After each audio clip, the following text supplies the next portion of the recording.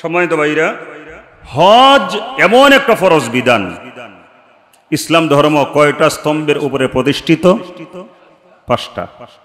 শাহাদাতি আল্লাহ ইলাহা ইল্লাল্লাহ ওয়া আন্না মুহাম্মাদুর রাসূলুল্লাহ ওয়া ইকামিস সালাতি ওয়া ইতাইজ যাকাতি ওয়াল হজ্জি ওয়া সাওমি রমাজান। এই 5টার মধ্যে একটা হচ্ছে হজ। এই হজ এমন একটা ফরজ, বুখারী শরীফের হাদিসের মধ্যে আসছে, হযরতে আবু হুরায়রা রাদিয়াল্লাহু তাআলা আনহু থেকে বর্ণিত, খুবই চমৎকার উৎসাহব্যঞ্জক একখানা হাদিস। আন আবি হুরায়রা রাদিয়াল্লাহু তাআলা আনহু قال قال رسول الله صلى الله عليه وسلم من حج لله فلم يرفث ولم يفسق رجع كما ولدته امه رواه البخاري। ভাইরা আমার, বন্ধুরা আমার, আল্লাহর নবী বিশ্ব নবী রাহমাতুল লিল আলামিন বলেন, মান হাজ্জা লিল্লাহি, যেই ব্যক্তি আল্লাহর জন্য হজ করে। হজ করব কার জন্য? আল্লাহর হাবিব বলেন, মান হাজ্জা লিল্লাহি, যেই ব্যক্তি আল্লাহর জন্য হজ করে, ফালাম ইয়ারফুস ওয়ালাম ইয়াফসুক, হজের মধ্যে গিয়ে মারামারি করে না, ঝগড়া বিবাদ করে না, একে অন্যকে গালিগালাজ করে না।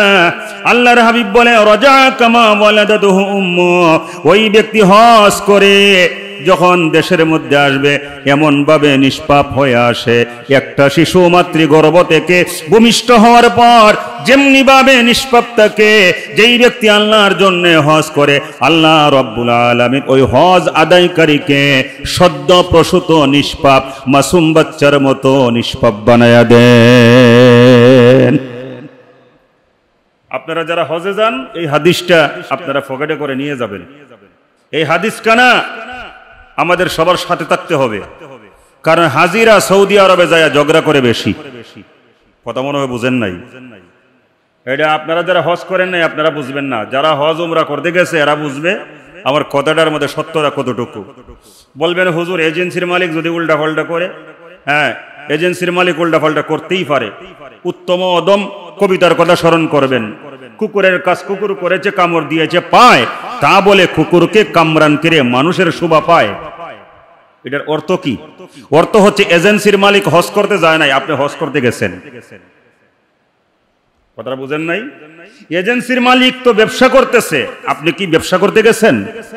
আপনি আমি হজ করতে গেছি। তাই তার কাজ হচ্ছে কিভাবে আপনার কাছ থেকে 2টা পয়সা বেশি ছিনায় নেওয়া যায়, লাভ করা যায়। এখন মক্কা শরীফে গেলে দেখা যায় কিছু কিছু হাজী সাহেবের অবস্থা এমনও হয়, ওনারা অনেক রাগী মানুষ, কুরবানির দিন নাকি এমনও বলে যে আজকে গরু আর দুম্বা জবাই করতাম না, এজেন্সির মালিক জবাই করে ফেলাম। জিদে, রাগে।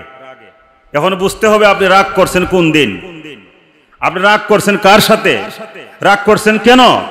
আপনি বাংলাদেশ থেকে যাইবার আগে একটা দলিল করেন, স্ট্যাম্প করেন এজেন্সির মালিকের সাথে, যারা প্রতি বছর হজে ইতিপূর্বে গিয়েছেন ওনাদের সাথে পরামর্শ করেন, অভিজ্ঞতা গ্রহণ করেন।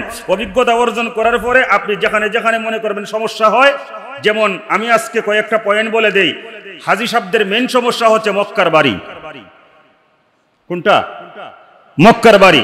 হজের সফরে অনেক দিন মক্কায় থাকতে হয়, মদিনায় তো মাত্র সর্বোচ্চ 8 দিন, এর বেশি না। তাই 8 দিন দূরে রাখলো না কাছে রাখলো এটা কোনো সমস্যা না।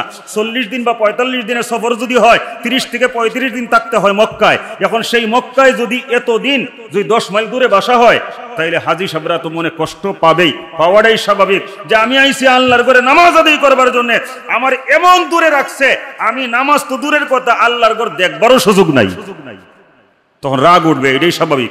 এই জন্যে এইটাই আগে কনফার্ম করবেন। আপনি যদি মক্কার বাড়িটা কাছে পান, আর কোনো কিছু পাওয়ার দরকার নাই ভাই, দিলে দিক না দিলে নাই। আপনি খাবার নিয়ে ঝগড়া করেন না, জীবনে অনেক খাইছেন, হজে যাইবার আগেও খাইছেন, হজের থেকে আইসাও দেশে খাইবেন। মনে করেন এজেন্সির মালিক যা দিছে, আপনি 10,000 টাকা বেশি খরচ করলে আপনি মক্কা মদিনা হোটেলে যখনই খারাপ হবে খাওয়ানটা, হোটেল যে খেয়ে ফেলবেন 10 রিয়াল 20 রিয়াল খরচ করে, তাতে দেখা যাবে সারা সফরে বাড়তি সর্বোচ্চ 10,000 টাকা খরচ হয়েছে।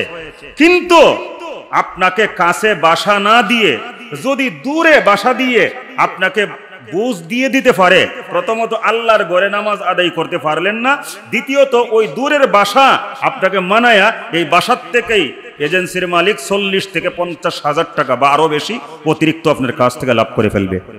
এই জায়গার মধ্যে গুমর। এই জন্যে আমার দীর্ঘদিনের অভিজ্ঞতার আলোকে বলতেছি, আপনারা যারা হজে যাবেন কি পাইছেন কি না ওইটা নিয়ে ঝগড়া কইরেন না, খালি বলবেন তোমার সাথে আমার একটাই কথা, মক্কার বাড়িটা আমি কাছে চাই, এইটা লিখিত কইরে নিবেন।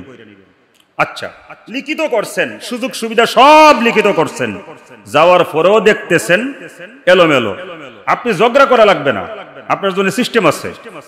আপনি এজেন্সির মালিক মক্কায় যাওয়ার পরে যদি দেখেন আপনার সাথে প্রতারণা করছে, আপনি তার গালি দিবেন না। আপনি গালি দেওয়ার জন্য মক্কায় যান নাই, ঝগড়াও তার সাথে করবেন না। আপনি ভদ্রভাবে বলতে পারবেন, ভাই এটা কি তোমার সাথে আমার কথা ছিল? আমি এত কষ্ট করে হজ করতে এসেছি, আমি যদি আল্লাহর ঘরে নামাজই পড়ার সুযোগ না পাই তাহলে আমি কি পাইলাম? আমি তো তোমার কাছে এইটাই চেয়েছিলাম, আর কেউ চাই নাই, তুমি দয়া করে আমাকে কাছাকাছি নাও। লাগে 2-1 দিন সুযোগ দিলেন, সে যদি আলহামদুলিল্লাহ আপনার ভদ্রতায় মুগ্ধ হয়ে তার বিবেক যদি নাড়া দেয়, যদি বলে না লোকটাকে আমি কাছে দিয়ে দেই, আলহামদুলিল্লাহ। যদি না দেয় তাহলে এজেন্সির মালিকরে কেমনে শিক্ষা দিতে হয় এইটা মক্কাতে অভিজ্ঞ হাজী সাহেবদের কাছ থেকে জেনে নেবেন।